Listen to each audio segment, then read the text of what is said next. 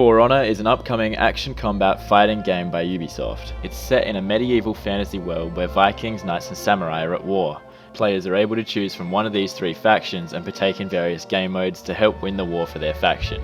The game has just gone through its final beta test and will be releasing very soon. I had the chance to play in this beta for a decent amount of time and I got an idea of what the game is like.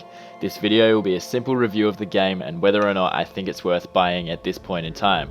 But first I'll be talking about what you can expect from the game if you didn't get a chance to try it.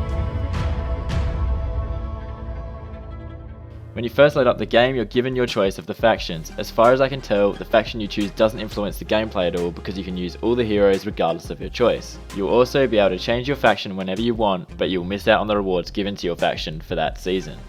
Then you'll create an emblem, which will be used to identify you and can be placed on your character's equipment. There are actually quite a few customization options, which is cool because I really like the idea of each player having something tied to them. When you're finished, you'll have a map appear which shows the territories factions fight over. You're rewarded if your faction captures the most, but I won't get into it because I don't really think it's a deciding factor in whether or not you should play the game.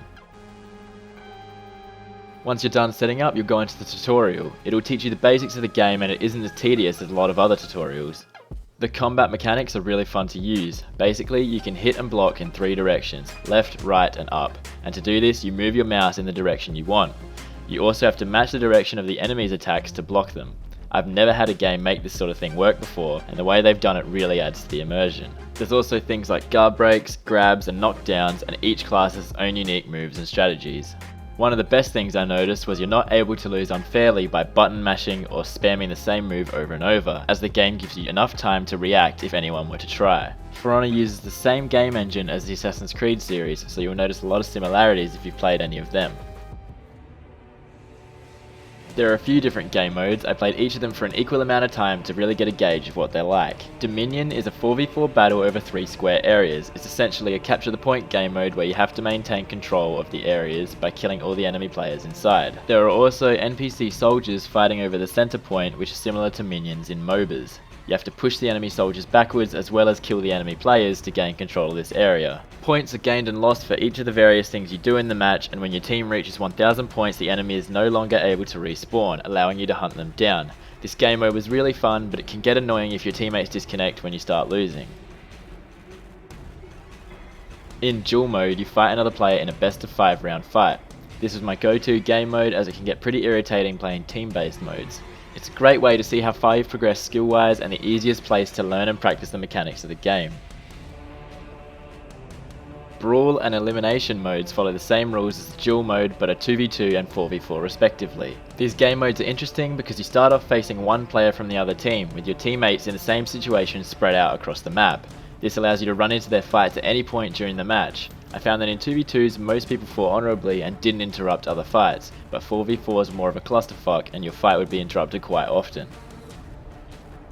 There's also the skirmish mode, which is a 4v4 battle where both teams play for points. When the number of points needed is reached, you're able to hunt down the enemy team just like in Dominion. One really interesting aspect of For Honor is the fact that there's a kind of etiquette for fighting. This involves things like not just focusing on environmental kills and not interrupting other players' fights, basically just fighting honourably.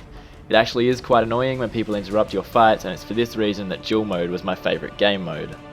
One of the more annoying things is the fact that there's no penalty for leaving games halfway through. If a player disconnects halfway through a match, the game is paused for a short while, and they're replaced by either a player or a bot if no one was found. The fact that it pauses for a bit is great, but majority of the time it would be a bot replacement, and if lots of players start rage quitting it can ruin the match. I think that if they implemented a penalty for leaving the game early, it would make this issue significantly less common to deal with, but this was just a beta so this might change upon actual release. I also noticed that the loading screens before getting into a match could be really long at times, but this might change when the game is released as well. Ubisoft has also announced that the game is going to have a story mode, playable alone or co-op, but this isn't available for testing in the beta, so I can't make an opinion on that yet.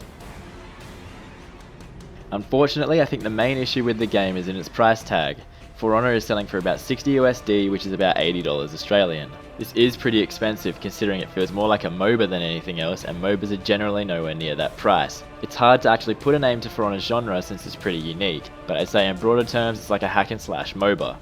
Based on what I've seen from the beta, I personally can't rationalize that kind of price tag. Until the proper ranked mode is released, I can see the game getting repetitive quite easily for me. So I'll either be waiting for the price to go down or to see what sort of things get added in the near future. Like I said, I haven't played the story mode yet, so if that turns out to be a success, it might justify the game's high price. I'm also not really bored of the games I'm playing at the moment yet, so I don't mind waiting.